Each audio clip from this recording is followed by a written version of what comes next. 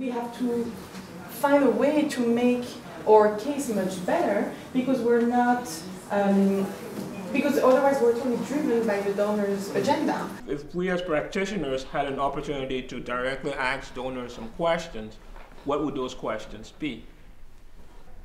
What can donors tell us about the prospects or possibilities or ways forward about promoting and supporting more holistic youth programming and understanding the more holistic impacts or outcomes from them?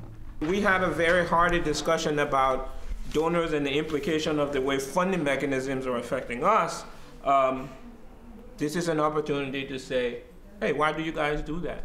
If there were no donor regulations, what would you add, take out, or keep in your programs? I think that resonated with many of the donors, but specifically, I mean, I was personally also interested in the question, so that's another one to throw out there. To be realistic, the majority of youth development takes place with governments. They educate.